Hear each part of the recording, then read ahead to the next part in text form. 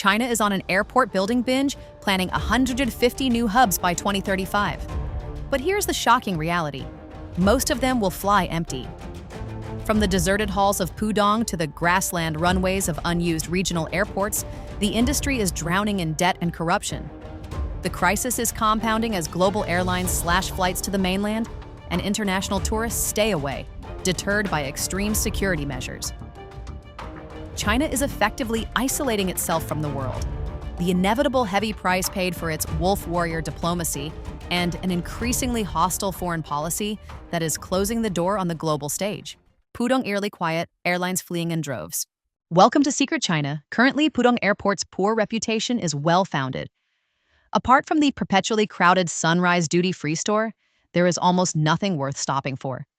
The dining options are unbelievably poor, a far cry from earlier promises that the satellite terminal would feature a full array of major brands. The reality is just a few scattered stores amidst vast, empty spaces. Even the slogan, "Same city, same price," is just empty talk, as drink prices are often double or even triple those outside. 7-Eleven has practically disappeared after the security gates, making buying a bottle of water a challenge. As for shopping, it's best to forget about it. Now, passengers travel with their luggage, feeling abandoned in a desolate airport.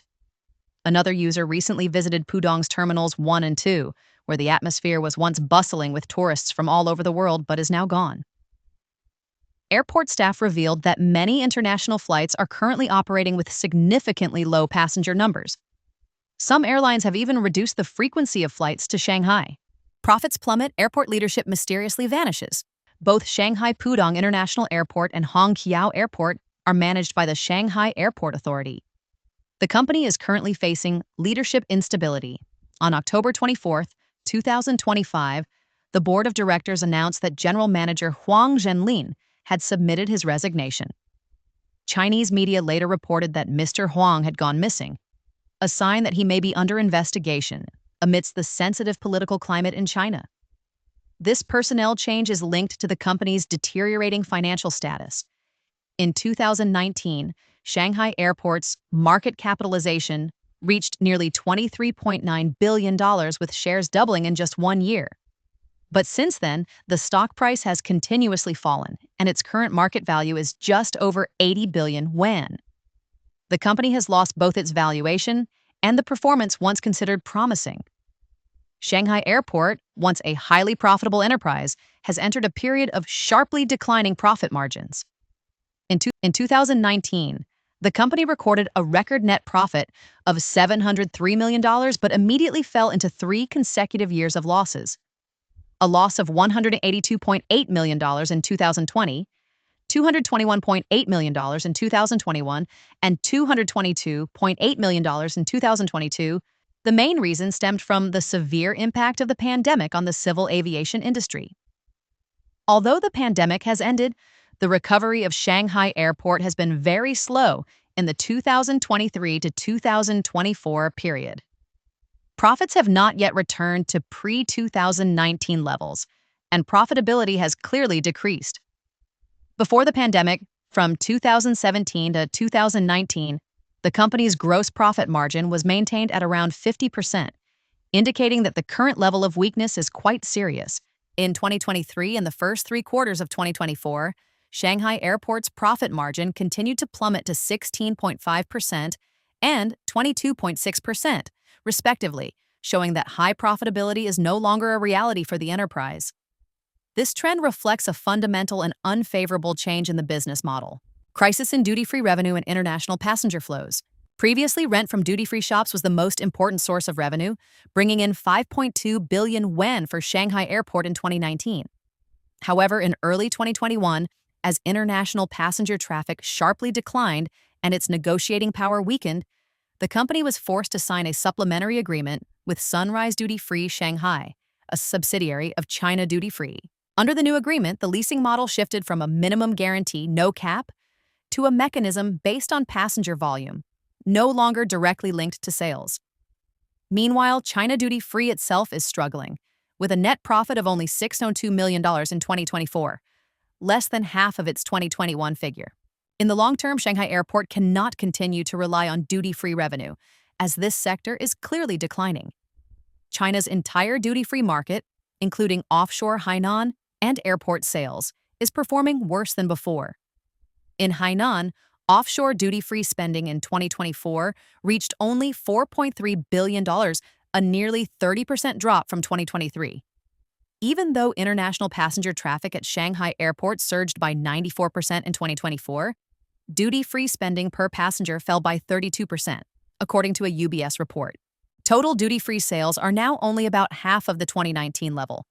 The main reasons are the declining spending power of the middle class and increasingly fierce price competition from domestic brands, which has eroded the price advantage of duty-free goods. This trend is also reflected in the dismal performance of China's 3 major state-owned airlines, all of which recorded a loss for the 5th consecutive year in 2024.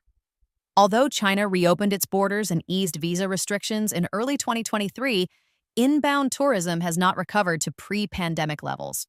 Official data shows that in 2024, only 64.9 million foreign nationals entered and exited the country, a sharp decrease from 97.7 million in 2019. This reality is reflected in many videos posted on Douyin. A vlog recorded at Pudong Airport in July showed the airport almost empty at night, accompanied by comments about the stagnant economy and the drop in tourists. By September, more videos continued to show that the lounges at Pudong were almost empty. A vlogger also recorded the apron area at Shanghai Hongqiao Airport with very few aircraft. Empty aprons are a typical sign of flight reductions, directly reflecting the sharp decrease in passenger traffic. A Shanghai traveler recorded the international satellite terminal at Pudong International Airport almost deserted, with closed stores and VIP lounges as empty as a ghost town. This anomaly raises the question of why the airport maintains such non-performing operational areas. Sources indicate that Pudong Airport is experiencing a severe cash flow crisis, forcing it to borrow liquidity from several state-owned banks and seek emergency government subsidies. Despite this, management has begun discussing layoffs and salary cuts. Many frontline employees report long delays in salary payments, with some even claiming they have been owed wages for many months. Recently, rumors surfaced that Pudong Airport might cut up to 8,000 employees. Although there has been no official announcement, multiple sources suggest the airport is facing operational difficulties, causing anxiety and frustration among many workers. On social media, many opinions suggest the airport is burdened by the city's investment debts, slow recovery of international flights, and previous risky financial decisions. Some even describe the sight of many empty shops and offices, using the analogy having a golden bowl but still suffering hunger, referring to resource waste and poor management. The Shanghai Airport Group is under the control of Shanghai SASAC and has long-standing ties with Jiang Mianheng, the eldest son of former leader Jiang Zemin. Through the investment company Shanghai United Investment, the Jiang family is deeply involved in the group's operations, including the network of duty-free shops at Pudong Airport, where they collaborate with enterprises such as Sunrise Duty Free. Jiang Mianheng also once served as a member of the group's board of directors. Frenzy of new airport construction pushes the aviation industry into a deadlock. In August 2018, Wu Jianrong, the former vice chairman and president of Shanghai Airport Group, was removed from his position on corruption charges and was considered to represent the interests of the Jiang family. The financial problems of Shanghai Airport reflect the overall difficulties facing China's entire aviation and airport operation industry. Data from reports show that since 2024, civil aviation passenger traffic in China has recovered significantly after the pandemic, with some airports even exceeding 2019 levels. However, the industry's revenue and profit have not increased proportionally. The main reasons include increasingly fierce price competition, the slow recovery of international routes, declining non-aviation revenue like duty-free sales, and rising operating costs. The case of Beijing Capital Airports Holdings, CAH, is a clear illustration. Despite operating 34 airports and hosting 241 million passengers in 2024, equivalent to 16.5% of the country's total passenger traffic, the group still recorded cumulative losses of $5.55 billion from 2020 to 2024 and is projected to lose an additional $128.8 million in Q1 2025. According to analysts, CAH's shift from a profit of $829 million in 2019 to a prolonged series of losses not only reflects governance issues but also reveals systemic inadequacies across the entire Chinese civil aviation industry. CAH's difficulties stem from the blurred lines between government and business, leading to inefficient infrastructure investment decisions. The majority of the current losses arise from large-scale infrastructure investment projects and a heavy debt burden.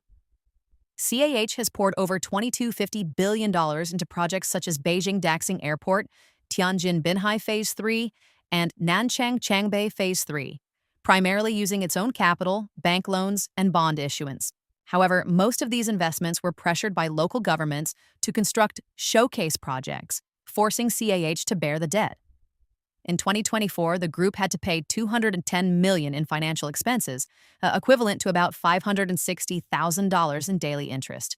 CAH's total fixed assets reached 89.6 billion yuan, but accumulated depreciation has reached $12.6 billion, leaving the net asset value at only $3.66 billion and putting the group at risk of insolvency.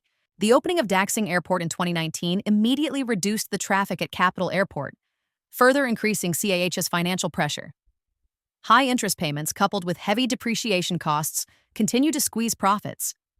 Despite a recovery in 2024, CAH remains stuck in a situation of built but unusable, making it difficult to improve its financial capacity. The model of large investment but low return has plunged the group into a financial crisis. Established in 2002 and under the jurisdiction of the Civil Aviation Administration of China, CAH, despite being a market-driven enterprise in name, is in reality burdened with many policy-related tasks, undermining its independent operation and commercial effectiveness. Corruption within the leadership team further exacerbates governance issues. Many former senior executives like Zhang Zizhong, Shi Boli, and recently Liu Chunchen have been convicted or investigated for misconduct. These incidents continue to expose loopholes in the group's management structure. Despite the financial difficulties faced by the airport systems nationwide, the Chinese government continues to push for a wave of new airport construction, placing greater pressure on the entire industry. In 2021, China unveiled the outline of the Comprehensive National Three-Dimensional Transportation Network Plan, setting a goal to increase the total number of civil airports to around 400 by 2035. Considering that there were only 238 airports in the country in 2019, this plan means building over 150 new airports, averaging about 10 per year. However, China's aviation industry has long been criticized for rampant and wasteful construction. Under Xi Jinping's administration, more than 100 new airports were built in the 2013 to 2023 period alone, with a total investment exceeding $210 billion. Despite the colossal costs, over 60% of airports handle fewer than 3 million passengers annually, with a utilization rate of only 46%, the lowest in the world. Many airports lack routes and actual demand, forcing them to operate at a loss. A typical example is Tianjin Binhai Airport, built at a cost of $169 billion, but only handling fewer than 50 flights per day. The expansion of Changchun Longjia Airport, costing $1.4 billion, ultimately saw flight traffic decrease by 30%, becoming a prime example of a ghost airport that wastes budget and operates inefficiently. Out of a total of 263 airports across China, only 40 handle over 10 million passengers annually, but this group accounts for 83% of the country's total passenger traffic. From 2014 to 2024, the Yunnan Airport Group, which manages over 10 airports, has continuously posted losses for 10 years, totaling nearly $1.4 billion. The Sichuan Airport Group is no better, with an accumulated loss of $1.5 billion in just 4 years. These deficits ultimately translate into debt burdens for local governments. On April 11th, a Douyin user posted a video showing Dalian International Airport nearly empty of passengers on a weekend evening, condemning the local government for wastefully building a new airport.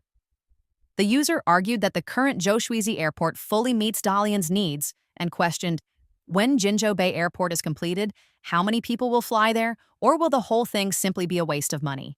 Jinzhou Bay International Airport is under construction on the sea area east of Jinzhou Bay in Dalian, about 18 kilometers southeast of Zhoushuizi International Airport.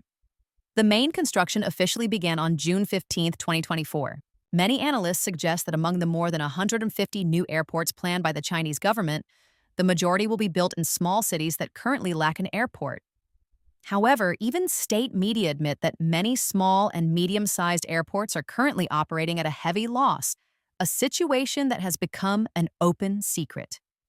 According to the 2019 Civil Aviation Production Statistics Bulletin by the Civil Aviation Administration of China, as many as 165 small and medium-sized airports had passenger volumes under 2 million annually, accounting for 70% of all airports nationwide.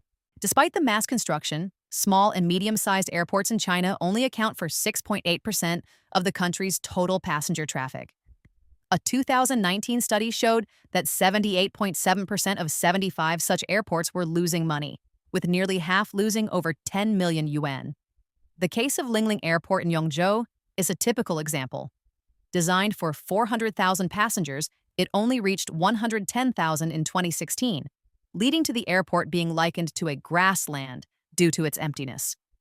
Even as many airports in Hunan struggle to maintain operations, the province continues to expand its airport network.